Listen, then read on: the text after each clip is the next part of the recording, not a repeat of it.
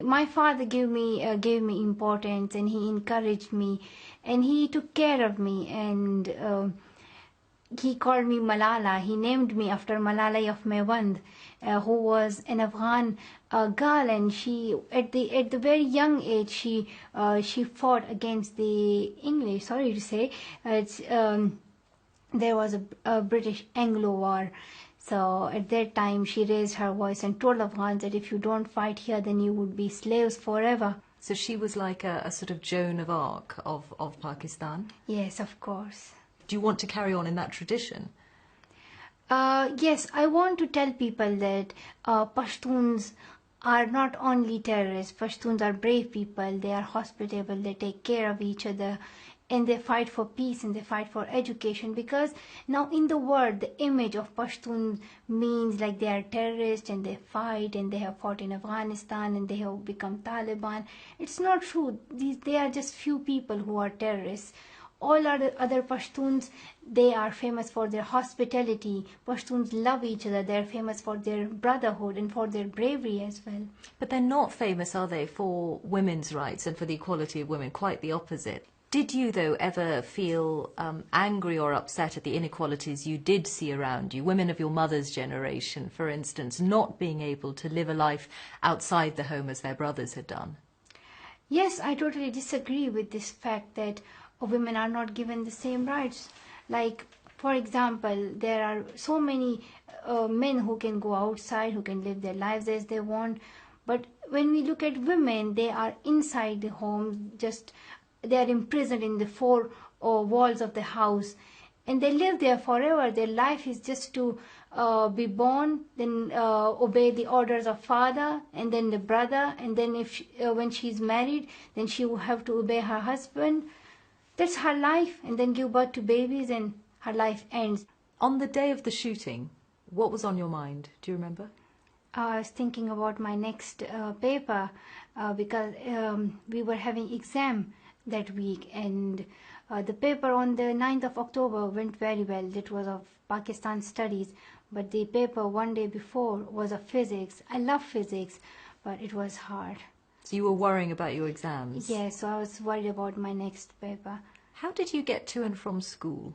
We used to go to school through we call it Dyna.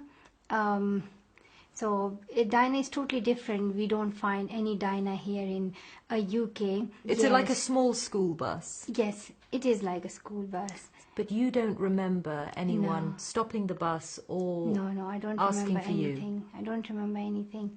What is the first thing you do remember after that?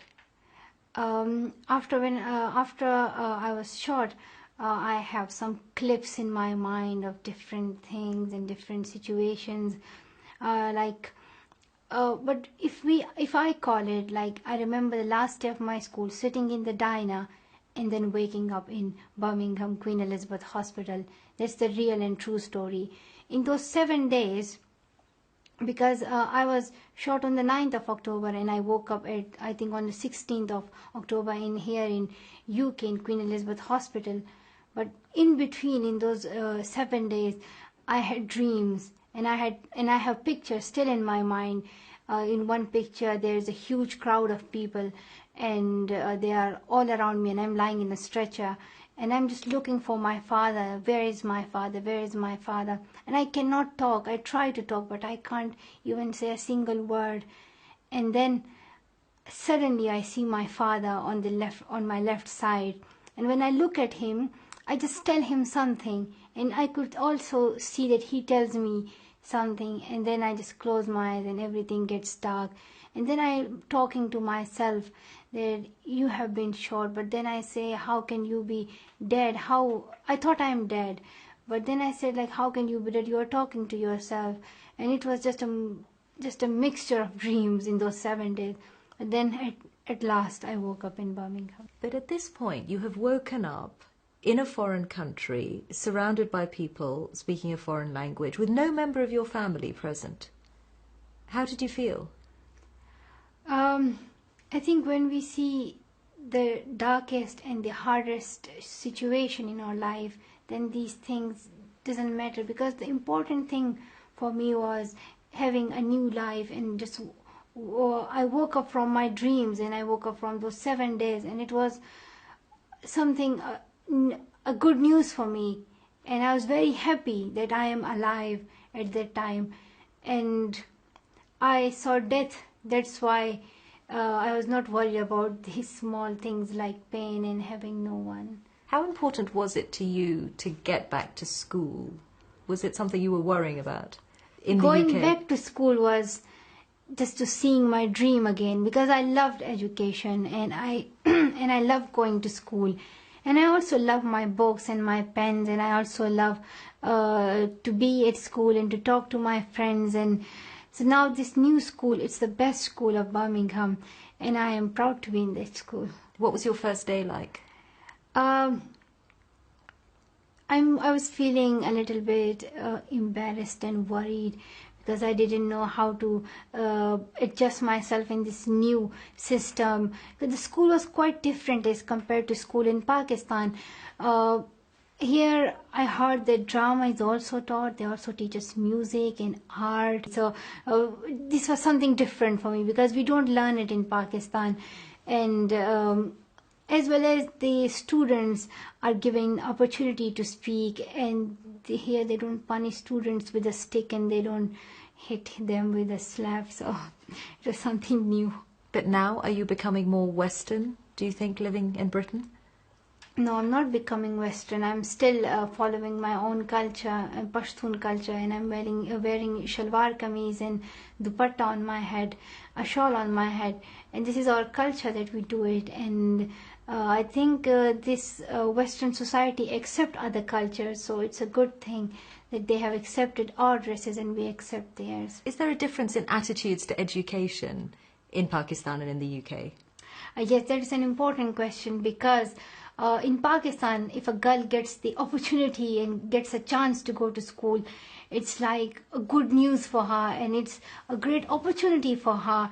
But here in UK, it's just a normal thing. Girl is going to school, so what? It's just a part of her life. Do you believe in a dialogue with the Taliban, whether in your own country or in Afghanistan? Is that the way forward, do you think? I don't want to go deep in those issues of terrorism, because it's a job of the government to do it. It's a job of the Afghanistan government as well to do this. And I also request the Taliban that they must stop it, and they must do what they want through dialogue. They must tell us what they want. And killing people and slaughtering people and flogging people and blasting school is totally against Islam. They are misusing the name of Islam. Islam tells us to be peaceful. Islam tells us about brotherhood. This is not the true Islam which the terrorists are showing us. Looking back, what the Taliban tried to do to you that day was to silence you. What actually happened? What effect did they actually have on your life? I think they might be repenting why they shot Malala. When I was shot, they thought that the people would be silenced. They thought that no one would talk. But I'm very thankful to the people of Pakistan and all around the world that on the next day, people raised up their voice. They raised the banners that I am Malala. They did not raise the banner of I am Taliban. And they spoke up for their rights. They spoke up for the right of education. And they spoke against the terrorism. And yes, you said right. Malala was only heard in Pakistan, but now she's heard in every corner of the world. When do you believe that it'll be possible for you to go back to Pakistan? I think anytime it's possible. But I want to go back to Pakistan. But first of all, I need to be fully empowered. And to make myself empowered and to make myself powerful, I only need one thing, that is education. So I will get education, I will empower myself, I will go to university, I will go to college, I will study hard, and I would just make myself more powerful. So then I will go back to Pakistan, inshallah.